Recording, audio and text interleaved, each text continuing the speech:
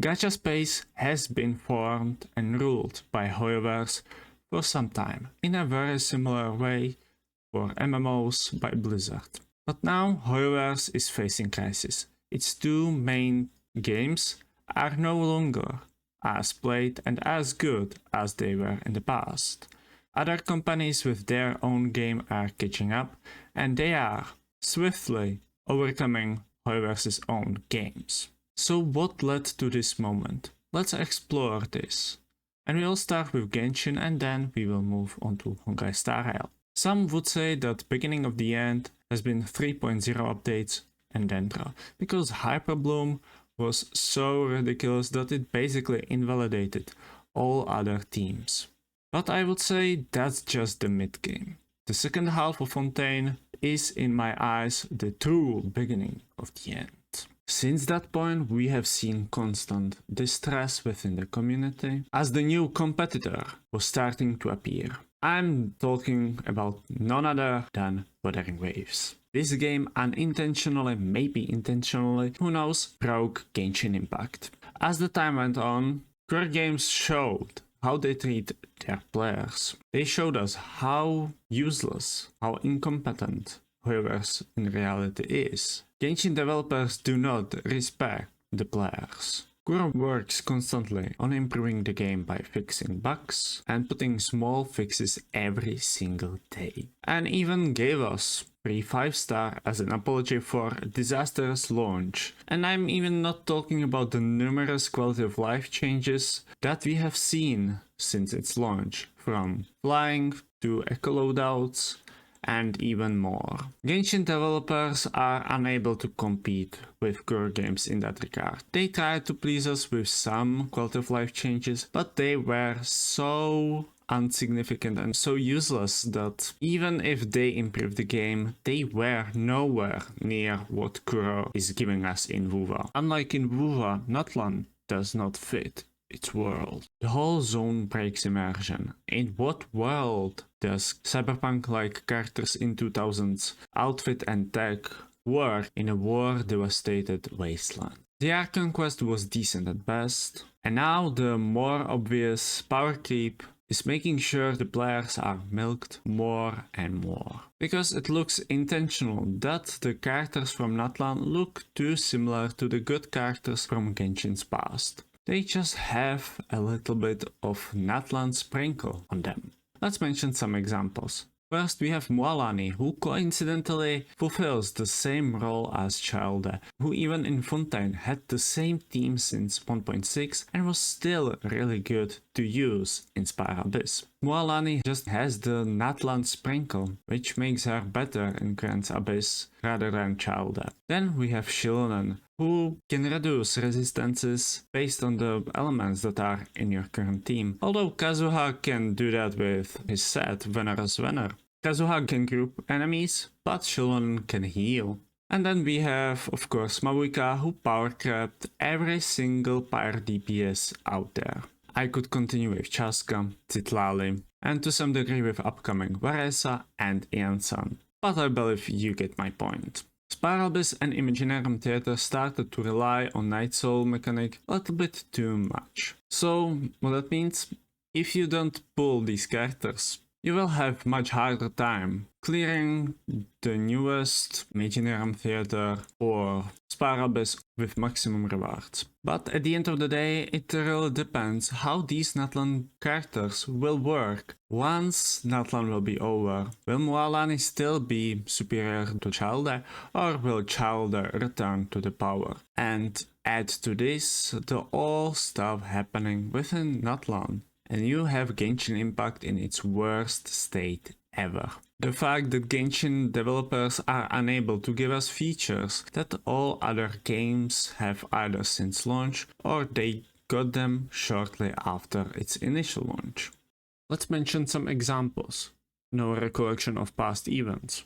We have no skip button. We have no artifact loadouts. Although in that regard that feels like a slur to Hoyoverse themselves. And of course we don't have any energy reserves, which all other games have. In addition, quality of life or exploration is usually gated behind characters And Natlan made it even worse that you either need to have the character or you need to find those Saurians to use it, which no other region had. Sumeru had the grappling hooks or whatever, the spider sling thingy, and you weren't locked behind characters. Imagine if in Fontaine you needed to have Fontaine characters to just swim. It would feel much worse and the swimming system would not feel as satisfying as it was. But just imagine paying €300 or dollar or whatever currency you wanna use just to have smoother experience while exploring in a supposedly free-to-play game.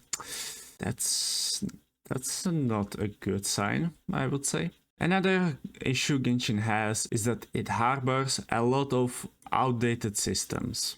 Examples would be going to Catherine to claim your rewards instead of claiming it from your adventure guide, still unnecessary and waste of time. The limitation on healing by Statue of the Seven, which isn't an issue for many people, but it still is there.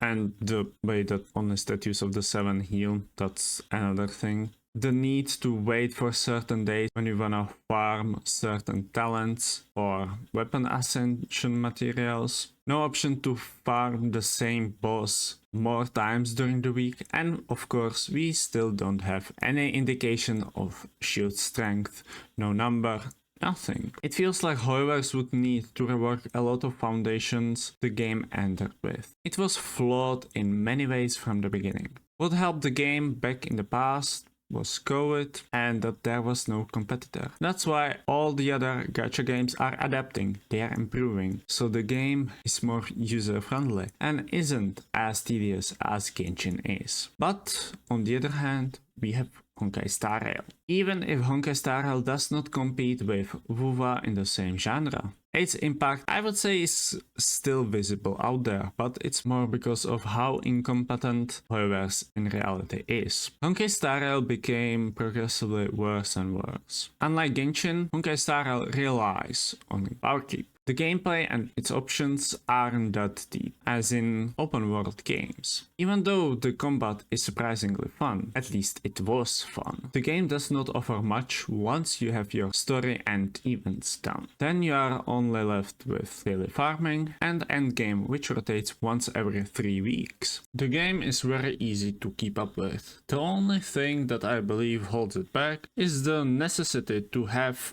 all the newest characters out there with their light cones, of course.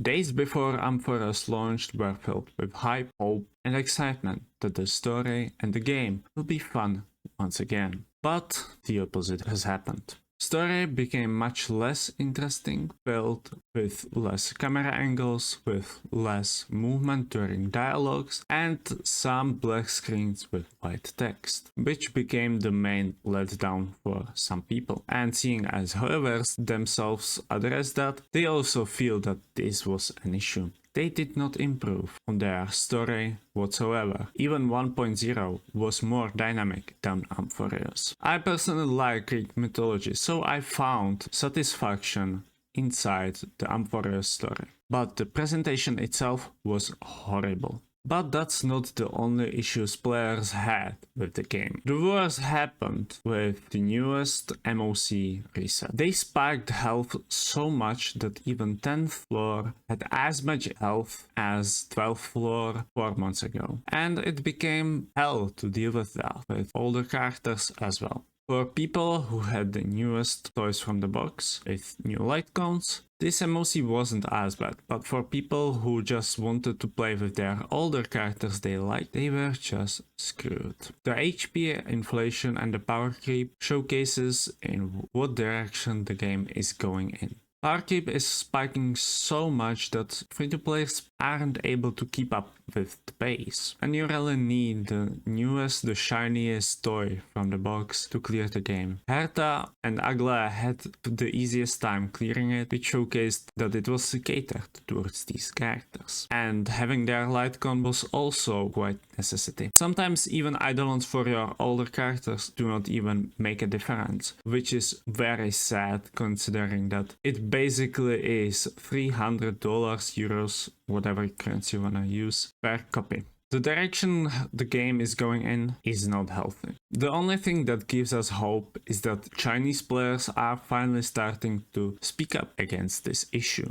And whenever there is something Chinese players dislike, they are willing to work hard so Hoyoverse hears their concerns. And once Hoyoverse hears them, the change is certainly on its way. We have seen this mainly happening within Genshin, but to name a few examples, we had Zhongli buff and Nouvelle nerf, which only happened thanks to Chinese players' concerns. Even though I initially glazed the update, we have been told about buffing older characters and some kind of story skips, I still believe we have to see what it will be like. We have seen some examples for the story presentation differences, but if they won't change the camera angles and the movement, then almost nothing will change. The gameplay right now feels boring, uninteresting, tedious, annoying, and in some ways even waste of time. We don't know how it will be changed so far, but from my own perspective,